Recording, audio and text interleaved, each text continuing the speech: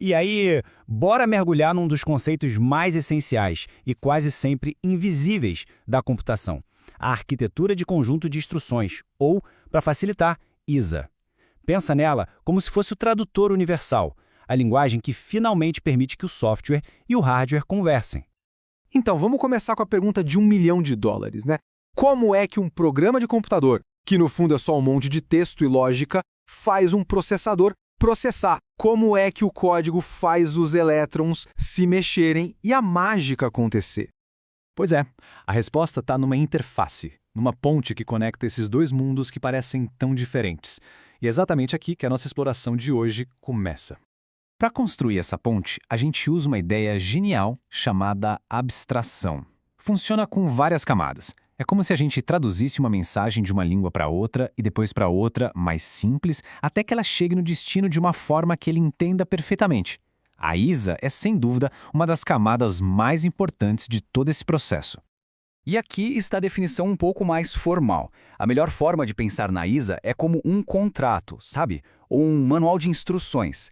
Ela basicamente diz para o software: olha, esses são os comandos que o processador entende. Ela não explica como o processador vai fazer aquilo, só diz o que ele é capaz de fazer. É a língua comum que os dois lados concordam em usar. E o que tem nesse contrato? Bom, um monte de coisa crucial. Ele define as operações básicas, tipo somar, subtrair, mover dados. Define também uns espacinhos de memória super rápidos lá dentro do processador, que a gente chama de registradores.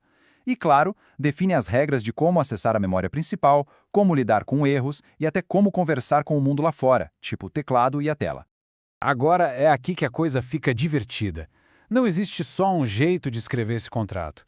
Ao longo da história da computação, surgiram duas filosofias completamente diferentes sobre como fazer isso, criando um verdadeiro cabo de guerra de ideias.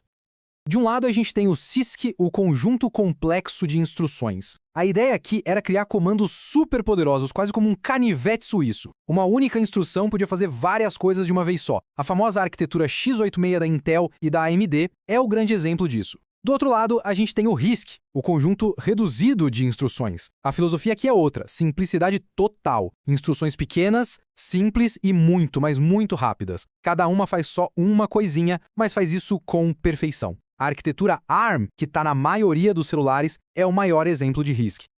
E olha, esse exemplo aqui ilustra a diferença de um jeito perfeito. Para somar dois números que estão na memória, uma máquina CISC poderia ter uma única instrução que busca os números, soma e guarda o resultado. Tudo de uma vez.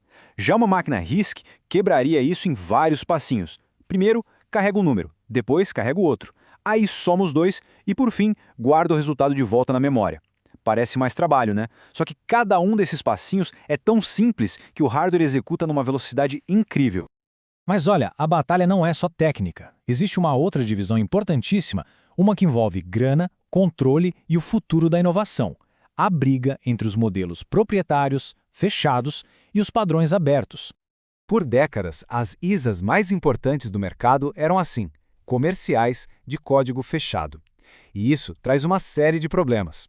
Quem usa fica refém de uma empresa só. A complexidade vai aumentando com o tempo e o pior, se a empresa decide mudar de rumo, toda a tecnologia e os programas feitos para ela podem morrer junto. Elas simplesmente não foram feitas para a gente poder mexer ou adaptar. Foi exatamente por causa disso tudo que os criadores de uma nova arquitetura, a RISC-V, fizeram essa declaração.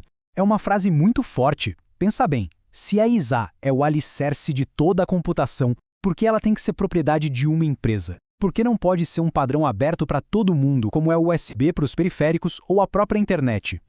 E quando o assunto é complexidade, bom, os números falam por si. Dá uma olhada na diferença do tamanho dos manuais. O manual do RISC-V tem pouco mais de 200 páginas. Agora, olha o do ARM e o do x86, mais de 2.000 páginas cada um.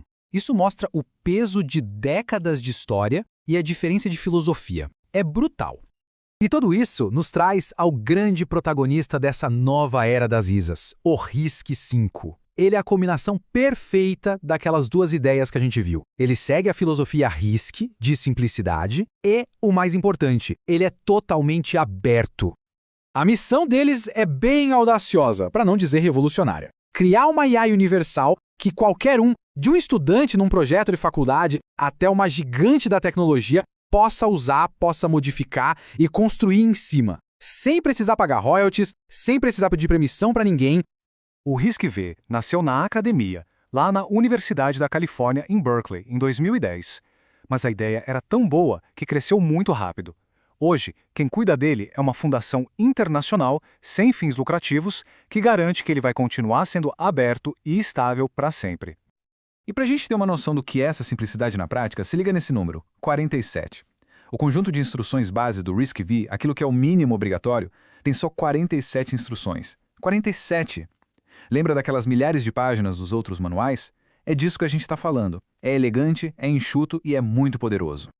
E que ninguém se engane, isso não é só um projeto acadêmico não. A indústria pesada abraçou a ideia com força. Olha só essa lista. Google, Nvidia, Qualcomm, IBM, Microsoft e dezenas de outras. Todas estão investindo pesado no ecossistema RISC-V. Isso mostra que o movimento veio para ficar. No fim das contas, a grande sacada é essa. Ter uma base livre e aberta permite que qualquer pessoa, qualquer empresa, possa criar um chip customizado, super otimizado para uma tarefa específica, seja inteligência artificial, um data center ou um dispositivo minúsculo de internet das coisas. A barreira de entrada, que era altíssima, praticamente desaparece, e o potencial para inovação explode. Isso deixa a gente com uma pergunta bem interessante para o futuro, né? Da mesma forma que os padrões abertos revolucionaram a internet, será que uma ISA aberta e universal como o RISC-V vai ser a base, o alicerce para a próxima grande revolução na computação? O cenário está montado. Vamos ver o que acontece.